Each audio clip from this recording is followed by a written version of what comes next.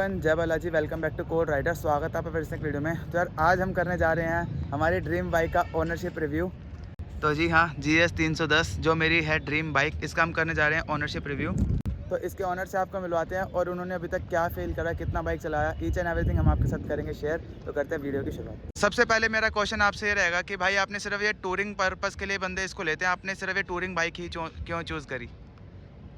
मैं स्टार्टिंग से ही touring bike use कर रहा हूँ। सबसे पहले मैंने बुलेट ली थी, उसके बाद मुझे वो अनकंफर्टेबल लगी तो मैंने हिमालयन ले ली, हिमालयन 411। तो फिर वो भी मेरे को अच्छी लगी, मैंने काफ़ी टाइम उसको यूज़ करा। स्पीति मैंने उससे करा कंप्लीट और काफ़ी एरियाज उससे कवर करे मैंने। फिर उसके बाद मेरे को लगा अब यार बस बहुत हो गया, थोड़ा वाइब्रेशन भी उसमें ज़्यादा थी, तो मैंने सेगमेंट चेंज करने की कोशिश करी कि मैंने कहा थोड़ा हायर ब्रांड पे चलते हैं, अपग्रेड करते हैं अपने आप को। तो फिर मैंने ये ली। तो आपने इसको कब लिया और इसको कितने किलोमीटर चला दिया होगा, कुछ हमारे को बताएंगे? आई थिंक ये अभी 15,000 कंप्लीट होने वाले हैं। मुझे 1.5 साल हो गया इसको लिए हुए। सितंबर में ली थी मैंने 2022 में।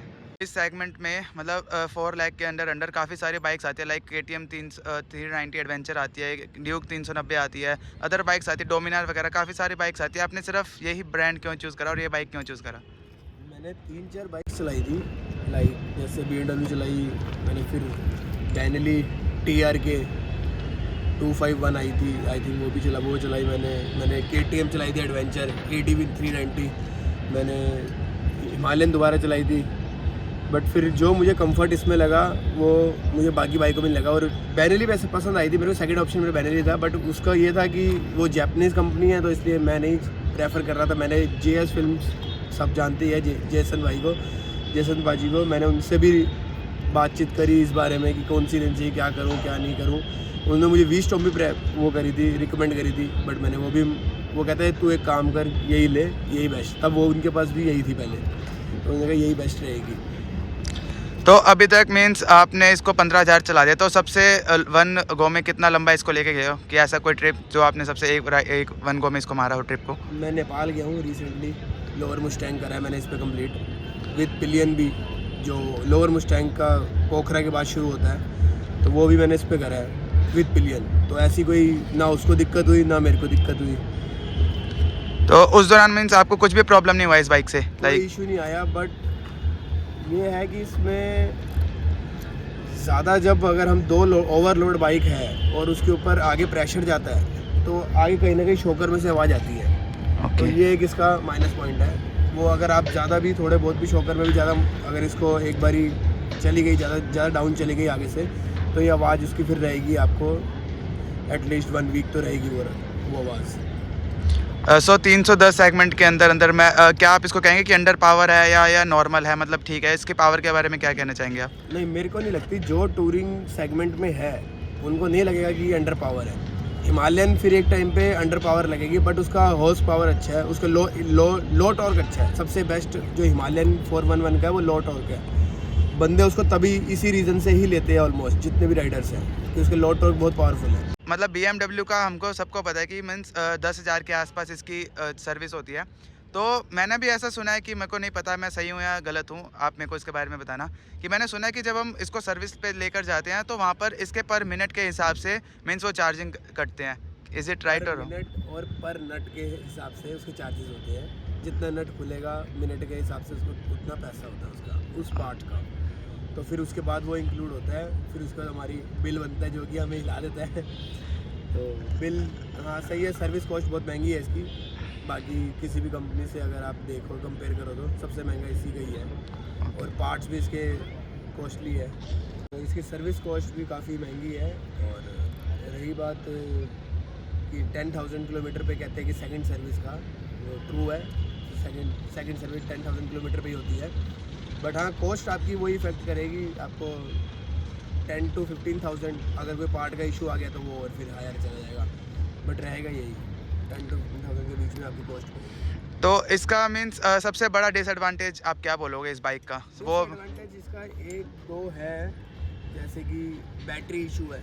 जितनी भी GS निकली है अभी तक का, सब में ही जितने मेरे फ्रेंड्स के पास है, फेलो फ्रेंड्स जितने भी राइडर्स हैं, सबको यही कंप्लेंट आ रही है। एक तो इसकी बैटरी इशू है, 1 साल भी नहीं चल रही, बैटरी ख़त्म हो जाती है एकदम। मेरे साथ भी हुआ था, मैं भी फंस गया था, ट्रिप पे था मैं। सेकंड चीज़ है इसका कूलेंट, वो भी लीक करता ही करता है। सब BMW में मतलब जितनी भी 310 बनी है मैन्युफैक्चरिंग है, सब में यही कंप्लेंट है, बैटरी और कूलेंट की। तो नेक्स्ट क्वेश्चन मेरा ये रहेगा कि हमारे का जो इसका मींस हेडलाइट है, इट्स LED लाइट, तो मतलब ये अगर हम नाइट में राइड करते हैं इज़ इट इनफ या फिर हमको एक्स्ट्रा लाइट मतलब आफ्टर मार्केट लगवाने की ज़रूरत पड़ेगी इस बाइक में? देखो, अगर तो नाइट राइड करनी है तो ये इनफ नहीं है, लाइट कम पड़ती है इसकी, लाइट एक्स्ट्रा बाहर से लगवानी पड़ती है लाइट। रात के टाइम अगर हम हाईवेज पे है तो वो नहीं मैनेज कर पाते। तो जैसा कि इट्स अ टूरिंग बाइक, हम सबको ही पता है, तो मींस ऑफ रोडिंग में इसका एक्सपीरियंस कुछ शेयर करें हमारे साथ। ऑफ रोड एक्सपीरियंस तो यार लोअर मुस्टैंग आप सबने सुना ही है। Yes, yes. नेपाल अभी तक का सबसे टफेस्ट है वही, मैं वो कंप्लीट करा यार। ऐसा लगा ही नहीं मेरे को कि कुछ शॉकर को लेके या सस्पेंशन को लेके, इसका जो सस्पेंशन है अभी तक का बेस्ट है। आप खुद देख सकते हो, ये देखो, आप खुद डांस कर सकते हैं इस पे बैठ के। और अगर ये जब चल भी रही होती है तो हम ऐसे ऐसे होते रहते हैं, देखो जैसे भी बाइक हो रही है, डांसिंग बाइक। तो इस बाइक के मीन्स वेट के बारे में मैंने सुना है कि ये कहीं ना कहीं काफ़ी लाइट वेट है, ओनली 150 kgs के आसपास।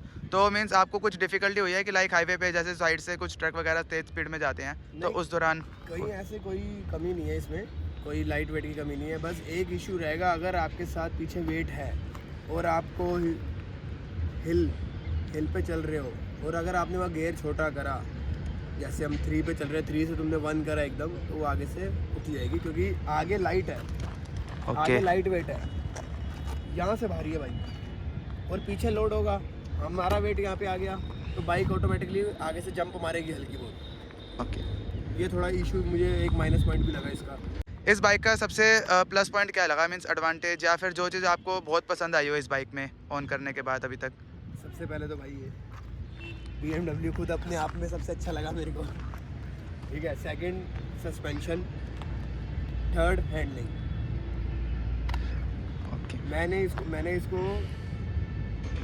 700 किलोमीटर चलाई है नॉन स्टॉप, मतलब वाटर ब्रेक हो गया या बस हल्का छोटा मोटा ब्रेक हो गया, बस उसको 700 किलोमीटर में मैंने इसको रन करा है और मुझे कोई भी कंप्लेंट नहीं थी, मेरी कोई थकान नहीं हुई, कोई कुछ नहीं हुआ, मैं एकदम ईजी था, एकदम कंफर्टेबल बैठा हुआ था। लाइक 700 किलोमीटर आपने 1 गो में चलाया, मीन्स सीट वगैरह या हैंडलिंग, शोल्डर पे थकान है, बैक पेन कुछ? इशू नहीं आया मेरे को, कोई भी। जबकि मेरे को बैक इशू है, L3 L4 में मेरे दिक्कत है थोड़ी, उसी को देखते ही मैंने ये ली थी, तो उसी के आज तक मेरे को अभी दिक्कत नहीं। 700 किलोमीटर चला ली, नहीं तो 300 में तो लोग रुक जाते हैं। मैं हिमालयन चलाता था तब रुक जाता मैं 300 में।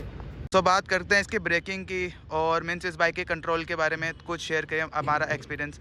लाइक आप कहीं तेज स्पीड में हो, कुछ ऐसा हुआ हो कि अचानक से बाइक रोक ली हो आपने, कंट्रोल? रिसेंटली भी बताता हूँ अपना, अभी मेरा देहरादून मीटअप था 18 फेब को, तो मैं 17 फेब को नाइट में ड्राइव करते हुए जा रहा था देहरादून सिटी में। जैसे ही एंटर हुआ, मेरे ही सामने स्विफ्ट मेरे से ओवरटेक करके गया, बीच में डिवाइडर था, गाड़ी उड़ी, पलटियाँ खाई, मेरे आगे गिरी एकदम। मैं शॉक, मैंने कुछ नहीं करा, मैंने आराम से इजी और कूल माइंड से दोनों ब्रेक साथ में लगाई और रुक गई बाइक। और मैं मतलब ये सब शौक थे कि भाई ये हुआ क्या एकदम से, आगे गाड़ी आपके आगे पलटना, मैंने रोहित शेट्टी आ गया यहाँ पे। तो उस टाइम पे पता चला कि हाँ ब्रेक्स इसकी बहुत ही बढ़िया है, जबकि मुझे कहीं इशू ऐसा आया नहीं था, इस बार ही हुआ, तो वो मुझे लगा कि भाई ब्रेक्स ने बचा लिया इस बार तो मेरे को। सो नेक्स्ट क्वेश्चन मेरा ये रहेगा कि लाइक आप इतने लंबे लंबे ट्रिप मारते हो, मस्टैंग वगैरह, कहीं अगर आप लॉन्ग राइड पे गए हो और सपोज़ कि कुछ ब्रेक डाउन हो गया, तो उस टाइम आपके माइंडसेट कुछ ऐसा रहता है कि इसके सर्विस सेंटर जो है इजीली अवेलेबल नहीं है, तो उस टाइम आपके माइंड में क्या रहता है वो शेयर करो। मैं नेपाल पोखरा में था, तो वहाँ पे मेरे साथ एक और GS थी, उसका वो गिर गई थी वो, तो उसके पार्ट्स के लिए हमें वहाँ पे 3 दिन ख़राब हुए थे हमारे, क्योंकि हर कोई इजीली हाथ नहीं लगा रहा था वहाँ पे। और फिर वहाँ पे हमने दिल्ली से कॉल करवाया, पोखरा में भी एक BMW था पहले, बट वो बंद हुआ था या कुछ ऐसी इसका इशू था, बंद थी उस टाइम पे, तो उन्होंने फिर अरेंज करवा दिया। बाकी अदरवाइज़ अगर वैसे बात करी जाए तो ईज़िली पार्ट्स नहीं मिलते इसके कहीं भी, और ईज़िली कोई हाथ लगाता भी नहीं हो। पहले तो BMW नाम देख के वो रुक जाते हैं अगर हाईवेज़ वगैरह पे हो तो इसलिए ईजी हाथ कोई नहीं लगाता। तो आप अपनी तैयारी से जाएं और अपना सामान सारा लेके चलें। और सबसे मेन, अगर आप इसको बाय कर रहे हैं तो आप इसकी ट्रेनिंग लें सबसे पहले। BMW ट्रेनिंग देता है इसकी खुद, हर महीने, हर 1 से 2 महीने में ट्रेनिंग देते हैं वो। आप कहते हैं खुद आओ, सीखो, देखो और खुद करो भी, तो मैं तो ये रिकमेंड करूँ कि आप सब भी जाएँ वहाँ पे सीखें। तो क्या आप इसको कह सकते हैं मीन्स जितना आपने अभी तक चलाया है कि इट्स मतलब जो आपने पैसे इन्वेस्ट करा it's good for value with money है, या फिर नहीं, ये कहीं ना कहीं एक्सपेंसिव है या कुछ? वैल्यू फॉर मनी है भाई, बिल्कुल है कि मुझे अच्छा लगता है चलाने में और मैं कंफर्टेबल हूँ। सबसे बड़ी बात तो मेरी है, अगर जब जिस चीज़ में मैं कंफर्टेबल होऊंगा उसको मैं ज़्यादा यूज़ करूँगा, और ये वैल्यू फॉर मनी है ही, क्योंकि मैं इसको यूज़ कर रहा हूँ और उस हद से ज़्यादा कर रहा हूँ। मैं ऑफ रोडिंग तो बहुत ज़्यादा करता हूँ मैं। अच्छा हाँ। तो इसको कह सकते हैं कि ऑल पर्पस बाइक है, लाइक सिटीज़ वगैरह में भी अगर आप चलाते हो तो इट्स ऑल पर्पस बाइक और नॉट? ये ऑल पर्पस बाइक है। बाकी बाइक आप फिर ऑफ रोडिंग नहीं कर सकते, इसमें आपको ऑफ रोडिंग का ऑप्शन मिल जाता है। और स्पीड की बात करें तो इसकी टॉप स्पीड, मैं अभी रिसेंटली आया हूँ, आगरा गया हुआ था, मेरा आगरा मीटअप था 25 को। तो मैंने रिसेंटली, मेरा फुल लोडेड थी, मैं वीडियो दिखा दूँगा आपको, मेरे पेज भी होगी वीडियो भी। फुल लोडेड बाइक थी मेरी, ठीक है, और मैं बैठा हुआ था इस पर, मेरा वेट होगा 75। तो मैंने इसको 149 टच कर दी थी पूरी। बाकी वो आगे आगे कोई तो इसलिए रुकना पड़ गया। ये चली जाएगी 155 तक, तो आई थिंक ये जाएगी। और सबसे मेन बात इसकी ये है कि अगर हम इसको और 310 RR को या 310 R को, सात तीनों को अगर हम पहले गियर पे रन करें तो ये आगे निकल जाएगी। सब शॉक्ड हो ना, रीज़न बताता हूँ। ये आगे निकल जाएगी, बट उनको अपना स्पोर्ट्स मोड और ट्रैक मोड ऑन नहीं करना होगा, तभी तो ये आगे निकल जाएगी। अदरवाइज़ अगर जहाँ उन्होंने स्पोर्ट्स मोड और ट्रैक मोड ऑन करा तो फिर वो पहले है। सो नेक्स्ट क्वेश्चन मेरा ये है कि जो उन लोगों के लिए आप क्या कहना चाहेंगे जो इस बाइक को भी खरीदने का सोच रहे हैं और लेने जा रहे हैं, तो उनके लिए आप क्या कहना चाहेंगे? मैं तो यही कहना चाहूँगा कि बिल्कुल लें इसको, और बट अच्छे से यूज़ भी करें उसका। ये टूरिंग पर्पस बाइक है, आप सिटी में भी चला सकते हो और ऑफ रोडिंग भी कर सकते हो। अब ये इसका मतलब ये नहीं है कि तुमने ये ले ली तो तुम सिटी में ही चलाई जा रहे हो। सिटी, मेरी जो ड्राइव रहती है ना, सिटी से ज़्यादा तेज़ मेरी तब होती है जब मैं ऑफ रोडिंग पे कदम रखता हूँ। तो इसका मज़ा ऑफ रोडिंग में ही है, कॉन्क्योर करने में ही मज़ा है। तो इसको अगर ले रहे हैं तो उसको पूरा वसूलना, डरना मत कि कुछ होगा या नहीं होगा। इंश्योरेंस करवा के रखना पूरी बराबर, कोई दिक्कत नहीं आएगी। इस बाइक के टैंक के बारे में हम बात करें कि इसमें फ्यूल कैपेसिटी जैसे 11 लीटर्स के आसपास है, तो इस बाइक का एवरेज हमारे साथ शेयर करो, और मीन्स 1 गो में कितने किलोमीटर चल जाती है वो हमारे साथ शेयर करो कि 1 फ्यूल टैंक में। इसकी एवरेज जो मेरे को देती है, या हर बार मेरे पे लोड होता है, ठीक है, तो इसकी एवरेज मेरी रहती है 21, 22, 20। मैं 20 मान के चलता हूँ। नोट मैं बहुत रेयर ही करता हूँ, कभी करी नहीं है मैंने, लेकिन मैं 20 मान के चलता हूँ। 20 के अकॉर्डिंग ही चलता हूँ मैं हमेशा अपनी राइड में, कोई भी मेरी राइड होगी तो। 1 गो में कितना चल जाती है, लाइक 1 फ्यूल टैंक में कितना किलोमीटर चल जाती है? आपने इसको कितना चलाया मैं होगा? यहाँ से आगरा गया था तो 210 किलोमीटर था, तो यहाँ से फुल करा के गया था और पूरा चलिए वहाँ तक। बाकी यहाँ अगर आपके ऊपर है यार, अगर आप 80-90 पे चलाओगे तो एवरेज आ जाएगी, और आगे करोगे तो एवरेज उतनी कम होती रहेगी। अब मैं 120 भी था, 110 भी था, 100 भी था। तो आगरा एक्सप्रेस वे था तो उसमें इतना थोड़ा स्पीड रखनी पड़ती है, तो उसी के अकॉर्डिंग था मेरी। तो 210 या 215 दे गई थी मेरे को एवरेज। तो बात नेक्स्ट कर लेते हैं इसके मीन्स हीटिंग वगैरह के बारे में। लाइक ऐसा कुछ शेयर करोगे इस बाइक में, लाइक गर्मी का टाइम है, अब हीटिंग इशू वगैरह कहीं आपको देखने को मिला है इसमें या अभी तक, या नहीं, या कैसा?